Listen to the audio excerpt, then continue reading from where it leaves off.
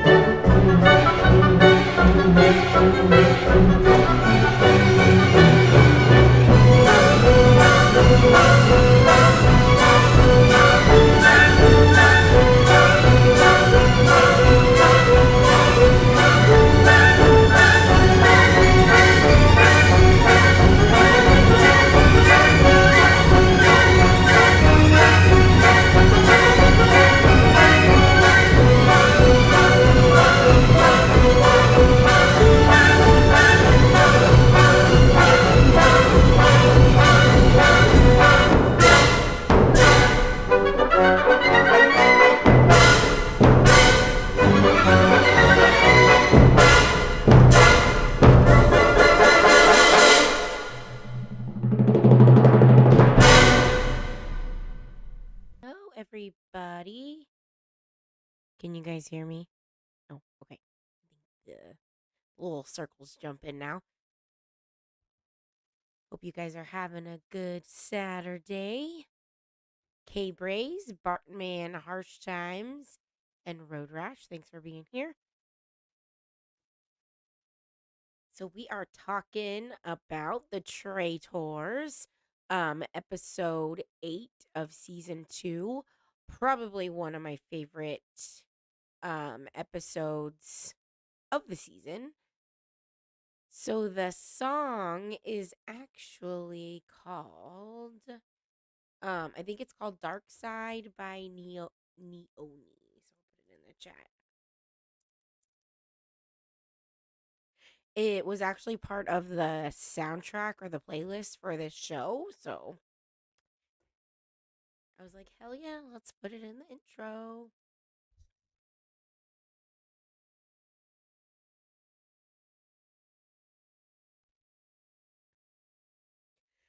So, like I said, this is probably one of my favorite episodes. The way it ended, I don't know if you guys all watched, but the way this shit ended was pretty good. So let me. All right.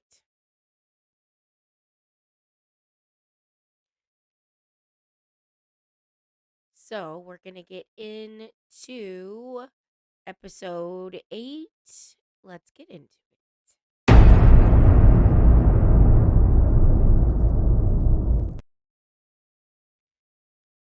So, Cheese, you made it. How are ya?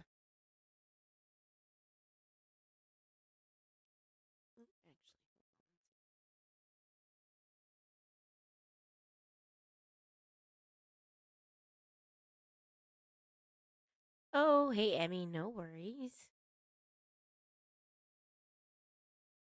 All right, so where we ended, I was kind of surprised that we went almost 2 weeks without a murder or a banishment.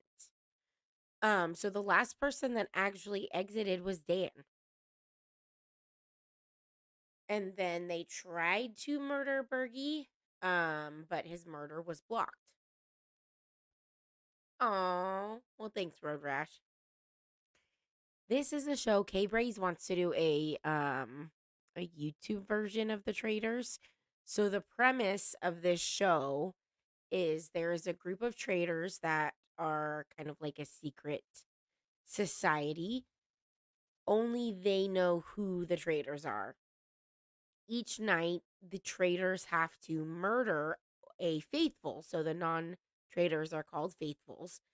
And each night, a faithful's murdered. And then also each night, the faithfuls and the traitors get to basically have a round table where they vote and try and banish a traitor. So they were doing really bad for a while, not getting a traitor at all. And they actually got out one traitor thus far, who was Dan.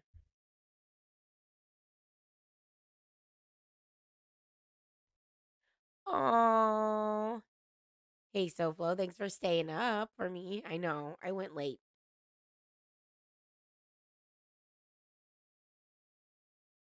So, yes, that is the premise of the show. So, when we left off, they had the torch ceremony in which 5 of the faithfuls were blocked from murder.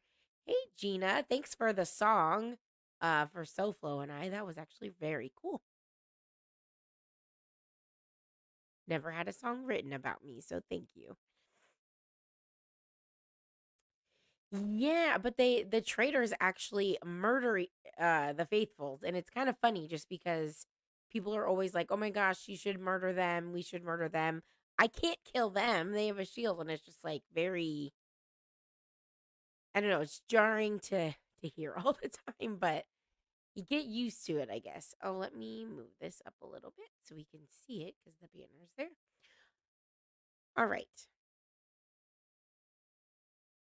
So there were 5, I believe, faithfuls that were blocked from being able to be murdered. So the only people that were able to be murdered were Kate, Parvati, Bergie, Trishelle, and MJ. So they get to breakfast the next morning. It's actually kind of funny because CT and Cherie get in first. And obviously, they basically have everybody that was saved or had a, yeah, basically saved from murder. They had all of them come in first, obviously, to have, the suspense. So Cherie's like, "Oh, CT, did you sleep well?" And he's like, "Oh, yeah, yeah, yeah, totally." And he like spills, I don't know if it's hot water or coffee, but like spills it all over Cherie. I'm like, "Oh my gosh, poor thing." That's something I would do. I've definitely spilled. I spill everything actually. It's a running joke. Okay. So, basically everybody walks in except for Bergie. Bergie was finally murdered. How do you feel about saying that? He was finally murdered. Um, and it's funny, I've noticed, and I don't know if I said this last time, but Alan throws the picture of the murdered person on the ground. And this time he actually broke Bergie's frame, which was, I was like, dang, Alan. So Bergie is finally murdered. They tried last time, murder was blocked, and they finally got him. So one thing I did notice at the round, or not the round table, but breakfast, was that so John did like a cheers to Bergie, let's honor the departed. And again, Phaedra is just not caring. She's like, "Oh, where's the coffee?" So Trishelle, which I'm kind of surprised, like no shade to Trishelle. I didn't think she would be as good as she is mentally at this game. Sorry, Trishelle, if you're listening, I doubt you are. But she's actually figuring out some clues that nobody else is picking up on. So she is basically has her eyes on Phaedra because Dan, on his way out, well, yeah, basically on his way out, was saying Phaedra was a traitor. And she's picking up on the fact that he probably would have been the hero if everybody did go his way and vote Phaedra out because she was a traitor. And everyone would have been like, oh my God, you know? So she thinks they fed or he fed them a traitor on his way out. Um, so her and Peter and Kevin go in the armory, which is a really creepy small little room, and she's trying to convince them we have like Parvati obviously is a traitor, but if we let Phaedra stay in the game, she's gonna go all the way to the end and win it all. So, she's trying to convince them, let's get Phaedra out now while we can, while we're all thinking about it. Okay, so this is I know I've said this a lot. I fucking love Kate Chastain from Below Deck. She is hilarious. So she's talking about why she thinks Parvati is a traitor. And I guess Parvati in real life is a yoga instructor. So this is what she has to say of why she doesn't trust yoga instructors. It was awful, hideous. And that yoga teacher voice, they're convincing you to stay in hell. So she's like, Parvati's a yoga teacher. And I've been to a Bikram yoga class, the hot yoga class. And she's like, with that yoga voice, they're convincing you to stay in hell. Let's listen to it one more time. I apologize. I didn't have it queued up the right way. She's also a yoga teacher. I took a Bikram yoga class once, the ones that are hot. It was awful, hideous.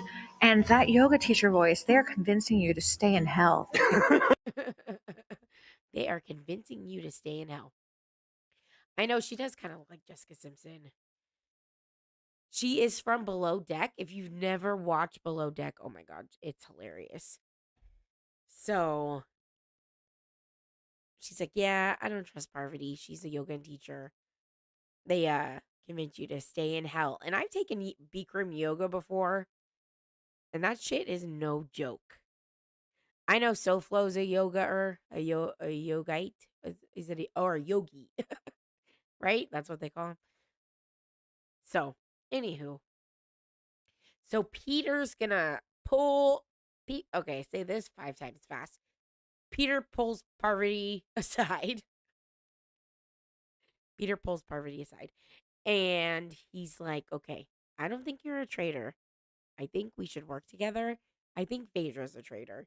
And it's funny because Parvati's face, like, she kind of gave herself away. She was like, oh my God, he is believing that I'm not a traitor. What the fuck? So he's like, yeah, let's work together. Let's get Parvati out. Basically getting that plan in motion. Oh yeah, so this is basically Trishelle flashing back to Dan voting for Phaedra.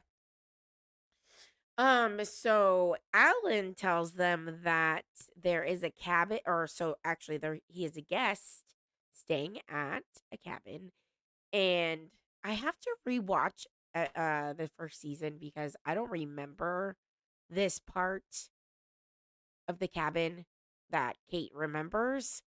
But anywho, Alan has a guest waiting for them in a cabin.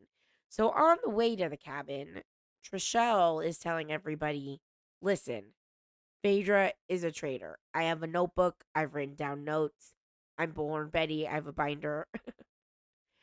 um, she's like, we all have to vote for Phaedra. She is a traitor.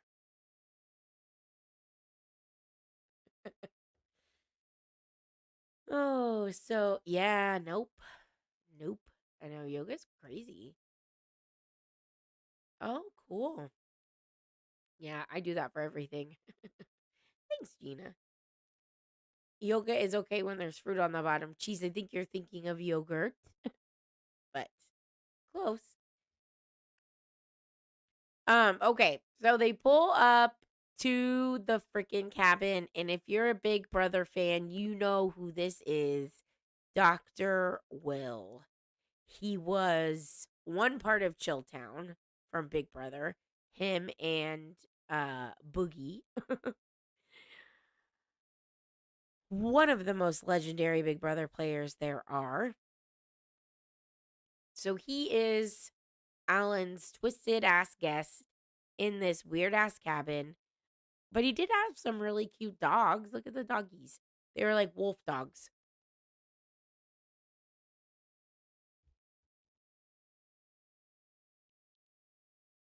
So Dr. Will says, Alan's been letting me rent this cabin. He's made it very unique. And why don't you guys come on in? So they get into the cabin. And Dr. Will locks them in and goes, well, he doesn't go, but look at his fucking face. Yeah, yogurt. Locks these bitches in and basically is like, you guys have to escape. So it's an escape room. But of course, not just any escape room, right? So they're all digging around looking for clues, keys. Actually, they start looking for keys because they notice there's locks. So they're like, okay, gotta find the keys. They find the map and these instructions. So basically, they have to find these underground tunnels. They have to crawl through these tunnels and find gold, which will add to their prize pot. Everybody has to exit the same way, which is through a well, which I'm like, okay, this is like the ring. That bitch gonna crawl out of the well? If you do tap out, and I forget, oh, the safe word was haggis. So if you couldn't do it anymore, you had a safe word haggis, and that allowed you to exit the cabin. However, for every person that exited, they lost $1,000 of the 20,000 towards the prize pot. Excuse me. All right, so they figure out there's these light switches, and they if the lights are on in the cabin, the lights go off in the tunnels. So somebody has to be there to switch the lights on and off, which I think in the beginning wasn't really that bad for the people that were inside the cabin. So while they're climbing through these tunnels, there's like rotten food, rats, all these gross things. And she says she's good with a radio, so she'll do the lights so that she knows when the people in the tunnel need the lights. So this part was hilarious. Another awesome Kate moment. So I'm holding down the lights and I look up and I see what could look like a trapdoor. So she's turning the lights on and off, or, holding lights on and off for everybody that's in the tunnels. And she looks above and she's like, oh, that's a trapdoor. This isn't good. Oh, God, I don't want to do this job. Why not? You do this job. I think you're going to be real good at these lights. I think you're going to like this job, Kevin. I came. I think you're going to be real good at this job, Kevin. You take over these motherfuckers. Because she knows something not good is going to happen. Something's going to come out of that trapdoor. So this bitch, Dr. Will, actually here is a look of inside the tunnel. So they had to get gold out to add to the prize pot. So Dr. Will is actually pouring bugs like cockroaches, maggots, all in the trapdoors. So when the lights go off, Whether it be in the cabin or in the tunnels, he's pouring bugs all over them. So a lot of the girls, like, they tapped out. They're like, I can't fucking do the bugs. I probably would have too. So you can see Phaedra and MJ were the first to tap out. And um and then Kate and Cherie tap out, which they're like, there's only 5 minutes left. We're not gonna make it through the tunnels. And what is $1,000? In the grand scheme of things. To us, that's a lot. To them, chump change. And so it's kind of funny because then when Kate and Cherie come out, um, Phaedra's like, "Oh, you got a bug on you," and Cherie's freaking out. Phaedra's trying to get the bugs off her. MJ's running from them because she doesn't want bugs on her. Oh, they were a whole mess. So the people in the tunnel finally get out, except for CT. CT notices some gold on his way out of the tunnel, and they don't think they get the gold in the beginning, but then CT's like, "Oh, there's a snake in my pants," and pulls out and throws a gold coin. So I think they ended up getting like $15,000 out of the possible $20,000 for the prize pot. So Alan was talking hella shit, saying they're not doing very good. They're not doing very well for this prize pot. I think there's probably like 130,000 in the prize pot out of 250. But I need to, again, I always say this, I need to rewatch the first season because at some point they do this like fire truth thing. So I forget at what point they do that, but so they get back to the cabin. Trishelle is still trying to convince everybody to vote out Phaedra because of her damn list. And again, I'm just proud of Trishelle for coming up with that on her own and trying to get people to see it because she is one that is going to sadly make it to the end because nobody wants to not trust her.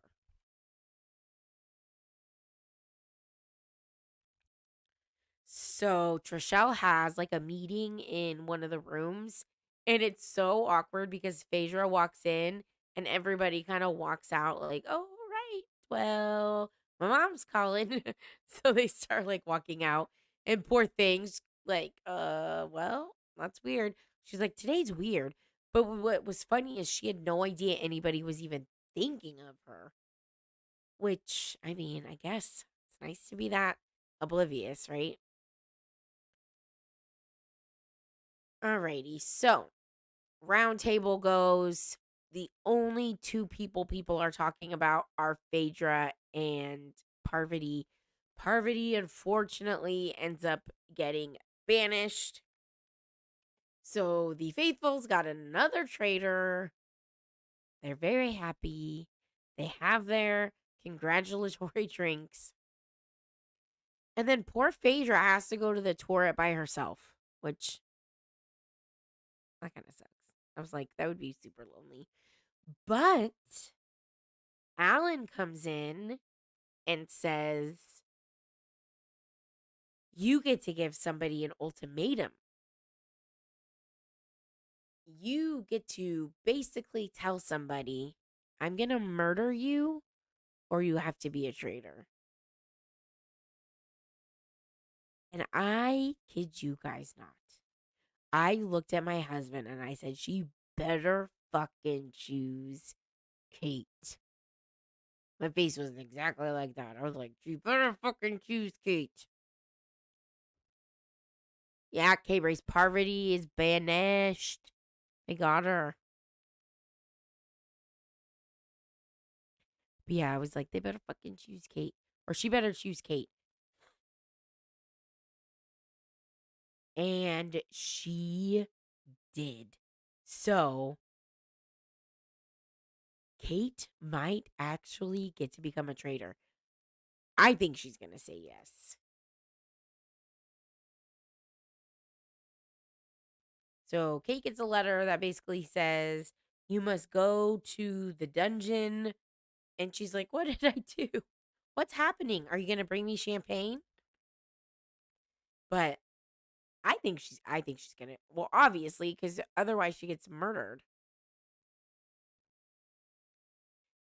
Sometimes those are the people you should be right? That's one big thing I think Trishelle was trying to push, was that people are going to carry Phaedra to the end.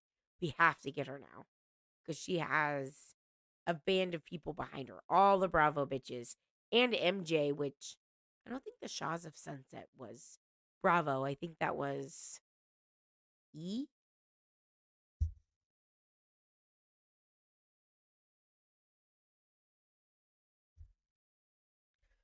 So, yes, Kate hopefully will become a traitor, but we will find out on Thursday. And I did want to bring up, I know there's the best of Kate. Okay. There's a few Kate moments from Below Deck that I would love to play. Oh, I just don't want to get copyright strike. Okay, let's see if it works.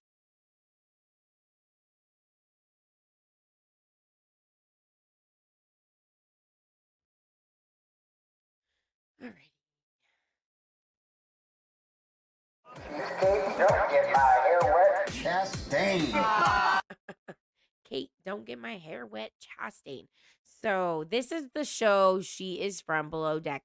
She is a chief stew, which is, the head of the stewards. um, and so this is the best of her. Amazing. Fitted sheet is the ultimate litmus test. Oh my gosh, that's funny. So I was just talking about fitted sheets. But there's this part. Okay, here, I think this is it. Learning. You know, everybody's personality is different. Everybody has their own kind of font. Didn't you look so I'm sorry, Kate is beautiful, but geez, we're doing Traitors US. So Traitors season 2 US. But season 1's really good too. I, Times New Roman. It's classic. It's the traditional standard. It's assertive. It's professional. So she's Times New Roman. It's assertive. It's professional. Amy, it's Comic Sans. It's cheerful. It's casual. Nobody really takes it too seriously. Amy Jo Comic Sans. If you guys haven't, Below Deck is a really good show. If you watch just the normal Below Deck, season 2 is where I would start. Yes, that is true. Okay, Brace. I know. That's why I hate when people okay, Kate, love you. You're beautiful. I just don't like when people mess with their face. I think sometimes it's like they're more pretty with the natural, you know? Cat. Cat has wingdings. It's kind of random and quirky. And you just never know what's going to happen when you press a button. Imagine comparing somebody to Wingdings. Fun, quirky. You don't know what's going to happen when you press a button. Anything could pop out. All right. Well, I'll stop bugging you guys with Below Deck. Just kidding. All right. Well, that's all I got. What are you guys up to?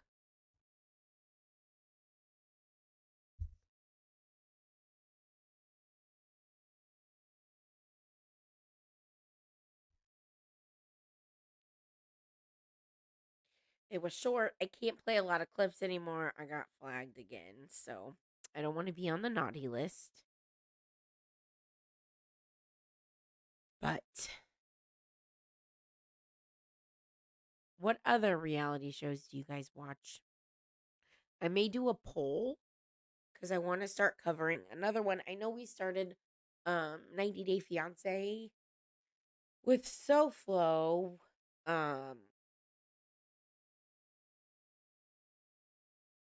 but then she had to go on a stupid cruise and leave me by myself. I'm just kidding. We just kind of fell off of it. But the Happily Ever After will be starting on St. Patty's Day. Geez, you don't watch any reality TV?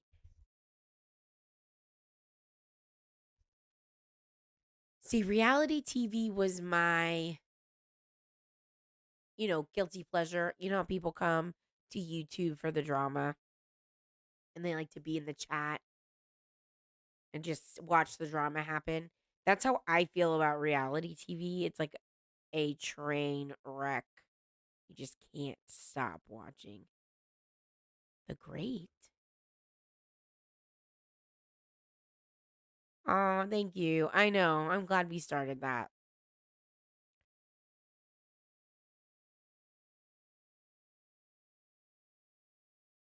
Trying to think what other reality is even starting. I'll have to I'll have to do some research. Maybe I'll put a poll up on my community tab for the next reality show coverage cuz I would love to do all of them, but I have a full-time job and even doing one is kind of a lot of work. Well, I guess not anymore since I can't fucking clip shit. I'll just have to pick my certain clips I kind of did, like I did today. So we'll be good. I know. I love Wheel of Fortune. I'm so good at that. I actually found a way to play. We can play Wheel of Fortune online, like on a live stream. So I should look more into that, and maybe we'll schedule a Wheel of Fortune. But I think K Rays, you'd have to come up on panel to play.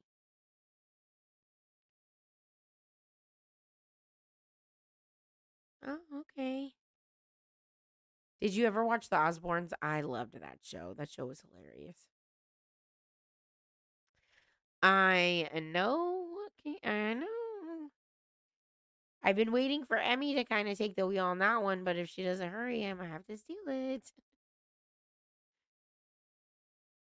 I haven't seen. Well, I know a creator that does it. I haven't messed around with it, so maybe we'll have to do a Wheel of Fortune night. But I think K Brace, you would have to come up on panel. So, but it's not just any word game. It's Wheel of Fortune. Woo woo. I know. I gotta go roll one if you know what I mean. I'm just kidding. Yes. Cheers, Gina.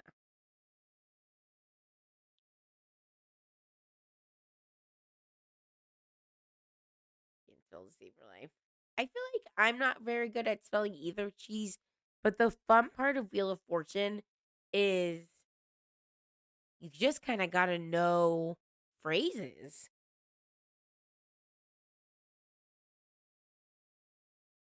Because sometimes you just see a phrase, and just because it's missing a couple letters, your brain still, connects the dots. So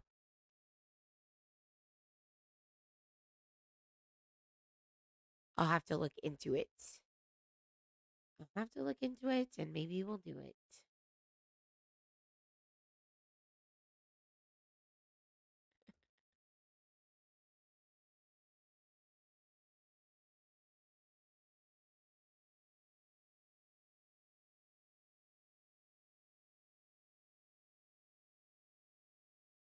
What's Sharon?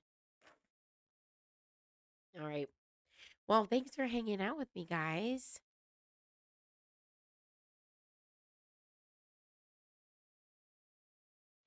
So, Cheese has been asking for trivia. Cheese, have you watched Friends? Do you think you could dominate at Friends trivia also?